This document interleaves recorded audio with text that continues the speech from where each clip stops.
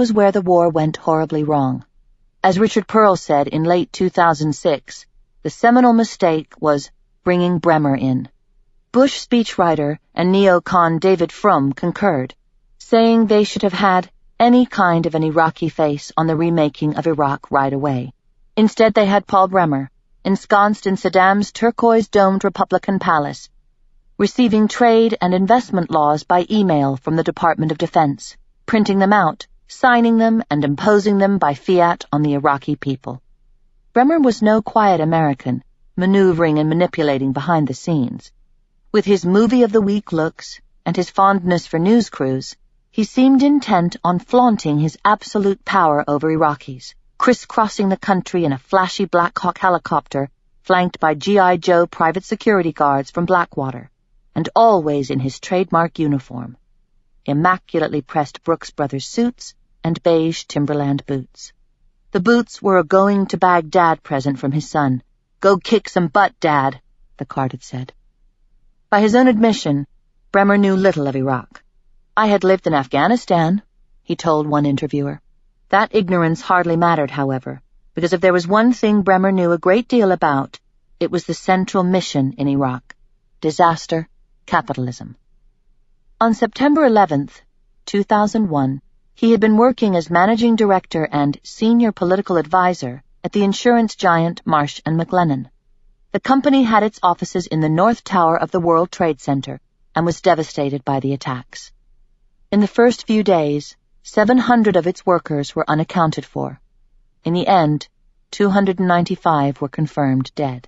Exactly 1 month later, on October 11th, 2001, Paul Bremer launched Crisis Consulting Practice, a new division of Marsh specializing in helping multinational corporations prepare for possible terrorist attacks and other crises.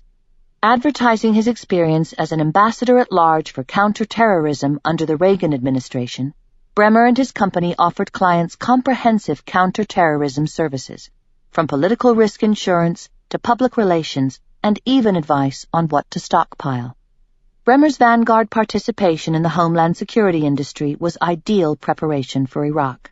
That's because the Bush administration used the same formula to rebuild Iraq that it had pioneered to respond to 9/11.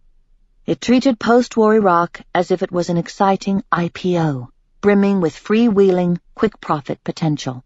So while Bremer may have stepped on plenty of toes, his mission never was to win Iraqi hearts and minds. Rather, it was to get the country ready for the launch of Iraq, Inc. Seen in that light, his early, much-maligned decisions have an unmistakable logical coherence. Bremer spent his first 4 months in Iraq almost exclusively focused on economic transformation, passing a series of laws that together make up a classic Chicago school shock therapy program.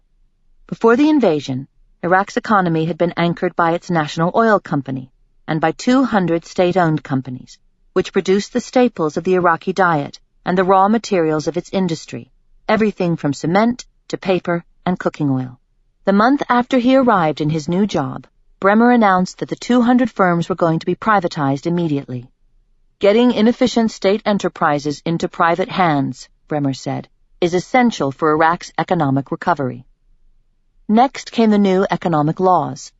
To entice foreign investors to take part in the privatization auction and to build new factories and retail outlets in Iraq, Bremer enacted a radical set of laws described by The Economist in glowing terms as the wish list that foreign investors and donor agencies dream of for developing markets.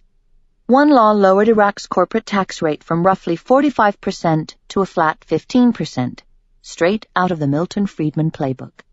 Another allowed foreign companies to own 100% of Iraqi assets, preventing a repeat of Russia, where the prizes went to the local oligarchs. Even better, investors could take 100% of the profits they made in Iraq out of the country. They would not be required to reinvest, and they would not be taxed. The decree also stipulated that investors could sign leases and contracts that would last for 40 years and then be eligible for renewal, which meant that future elected governments would be saddled with deals signed by their occupiers. The one area on which Washington held back was oil. Its Iraqi advisors warned that any move to privatize the state oil company or to lay claim to untapped reserves before an Iraqi government was in place would be seen as an act of war. But the Occupation Authority did take possession of $20 billion worth of revenues from Iraq's national oil company, to spend as it wished. The White House was so focused on unveiling a shiny new Iraqi economy that it decided, in the early days of the occupation, to launch a brand new currency, a massive logistical undertaking. The UK firm De La Rue did the printing, and bills were delivered in fleets of planes and distributed in armored vehicles and trucks that ran at least 1,000 missions throughout the country, at a time when 50% of the people still lacked drinking water, the traffic lights weren't working, and crime was rampant. Testifying before a Senate committee, Rumsfeld described Bremer's sweeping reforms as creating some of the most enlightened and inviting tax and investment laws in the free world. At first, investors seemed to appreciate the effort. Within a few months, there was talk of a McDonald's opening in downtown Baghdad, the ultimate symbol of Iraq joining the global economy. Funding was almost in place for a Starwood luxury hotel, and General Motors was planning to build an auto plant.